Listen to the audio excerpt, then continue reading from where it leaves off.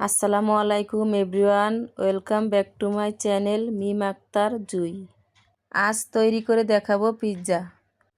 Pizza সাধারণত ওভেনে তৈরি করা হয়, কিন্তু আজ আমি তৈরি করব চুলায় হুবহুব দোকানের মতো পিৎজা। চলুন দেরি না করে ভিডিও শুরু করা যাক। এখানে আমি হাড় ছাড়া চিকেন নিছি 300 গ্রাম।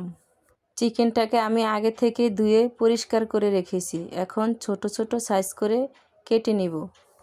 এই তো দেখুন আমি কিভাবে চিকেনটা কাটছি, এইভাবে কেটে নেবেন। চিকেনটা কাটা হয়ে গেছে। এখন চিকেনগুলো একটা বাটিতে উঠিয়ে নিব। এখন দিয়ে দিব 1 টেবিল চামচ গোলমরিচের গুঁড়া, স্বাদ মতো লবণ, 1 টেবিল চামচ সয়া সস, 1 টেবিল চামচ আদা বাটা, 1 টেবিল চামচ রসুন বাটা, হাফ টেবিল চামচ ধনিয়ার গুঁড়া, হাফ টেবিল চামচ গরম মশলার গুঁড়া। দিয়ে দিব হাফ টেবিল চামচের মতো লেবুর রস, 2 টেবিল চামচ সরিষার তেল। দিয়ে সবগুলো উপকরণ ভালোভাবে মিশিয়ে নিব। সুন্দর কালারের জন্য দিয়ে দিব হাফ টেবিল চামচ লাল মরিচের গুঁড়া। আপনারা চাইলে সুন্দর কালারের জন্য জর্দা রং বা ফুড কালারও দিতে পারেন, না দিলেও অসুবিধা নেই, এটা অপশনাল। চিকেনটাকে আমি আরও একবার ভালোভাবে মিশিয়ে নিব। এখন চিকেনগুলো ভেজে নিব। আপনারা চাইলে 10 মিনিট বা আধা ঘন্টার জন্য রেস্টে রাখতে পারেন। আজ আমি রাখছি না, আমার হাতে সময় কম, তাই চিকেনগুলো ভেজে নিব। চুলায় প্যান বসিয়ে দিয়ে দিব 2 টেবিল চামচ সরিষার তেল। তেলটা ভালোভাবে গরম হয়ে আসলে চিকেনগুলো দিয়ে দিব। চিকেনটা নেড়ে দিয়ে দিব সামান্য একটু পানি সিদ্ধ হওয়ার জন্য। ঢাকনা দিয়ে ঢেকে 8-10 মিনিটের মতো রান্না করে নিব। এই তো চিকেনটা হয়ে গেছে। এখন একটু ভালোভাবে ভেজে নামিয়ে নিব। এবারে পিৎজা তৈরি করার জন্য ডো বানিয়ে নিব। এই জন্য একটা বাটিতে নিয়ে নিব মেজারমেন্ট কাপের 1 কাপ ময়দা, 1 টেবিল চামচ ইস্ট, স্বাদ মতো লবণ, 2 টেবিল চামচ চিনি, 1.5 টেবিল চামচ গুঁড়া দুধ। এখন শুকনো উপকরণগুলোকে ভালোভাবে হাত দিয়ে মিশিয়ে নিব। মিশানো হয়ে গেছে। এখন অল্প অল্প করে কুসুম গরম পানি দিয়ে ডোটা তৈরি করে নিব। পানিটা এমন গরম থাকতে হবে যেন আঙ্গুল চুবিয়ে 10-15 সেকেন্ডের মতো রাখা যায়। অবশ্যই ঠান্ডা পানি দেওয়া যাবে না। পিৎজার ডোটা একটু নরম করে বানাতে হবে, তাহলে পিৎজাটা সফট হবে, পারফেক্ট হবে, ঠিক দোকানের মতো। ডোটা হয়ে গেছে, ঠিক এরকম হবে। আপনারা অবশ্যই দেখে বুঝতে পারছেন। ডোটার উপরে তেল মেখে ঢাকনা দিয়ে ঢেকে রেস্টে রেখে দিব। আপনারা যে কোনো গরম জায়গায় 1 ঘন্টার জন্য রেস্টে রেখে দিতে পারেন। হাতে সময় কম থাকলে আমার মতো এরকম কুসুম গরম পানির উপরে রেখে দিতে পারেন 20 মিনিটের জন্য।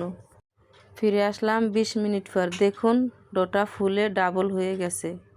আমি একটু আপনাদেরকে হাত দিয়ে দেখাচ্ছি। এই পর্যায়ে আমি ডোটাকে আরও একবার ভালোভাবে মেখে নেব। ডোটা মাখা হয়ে গেছে। এখন 2 ভাগে ভাগ করে নেব। আমি এখানে 2টো পিৎজা বানাবো। এখন বড় ডোটা নিয়ে আমি রুটি বেলে নিব। এই তো দেখুন রুটিটা বেলা হয়ে গেছে। খুব বেশি মোটাও না, আবার খুব বেশি পাতলাও না, দেখতে ঠিক এরকম হবে। এখন আমি যেই প্লেটে পিৎজাটা বানাবো সেই প্লেটে কিছুটা আটা দিয়ে নিব, তাহলে পিৎজাটা তলায় লেগে যাবে না। রুটিটা দিয়ে চারপাশ আঙ্গুল দিয়ে সমান করে দিব। এখন একটা কাঁটা চামচের সাহায্যে রুটিটাকে ছিদ্র করে নিব। এতে করে পিৎজাটা যখন চুলায় বেক করব তখন ফুলে উঠবে না। এখন দিয়ে দিব পিৎজা সস। আপনারা চাইলে টমেটো সসও দিতে পারেন। আমি পিৎজা সসটা দিয়ে ভালোভাবে ছড়িয়ে দিব। এখন পিৎজাটাকে সাজিয়ে নিব। এই জন্য দিয়ে দিব প্রথমে সসেস। এখন ক্যাপসিকাম, টমেটো, পেঁয়াজ দিয়ে ভালোভাবে সাজিয়ে নিব। দিয়ে দিব ভেজে রাখা চিকেনগুলো। পিৎজাটা সাজানো হয়ে গেছে। এখন উপর দিয়ে কিছু অরিগানো দিয়ে দিব। অরিগানোটা অপশনাল, দিতেও পারেন আবার নাও দিতে পারেন, দিলে সুন্দর একটা ফ্লেভার আসে। এখন দিয়ে দিব গ্রেট করে রাখা মোজারেলা চিজ। পিজাটা পুরোপুরি সাজানো হয়ে গেছে। এখন পিজাটা বেক করব। এই জন্য চুলায় কড়াই বসিয়ে 5 মিনিট গরম করে নিয়েছি।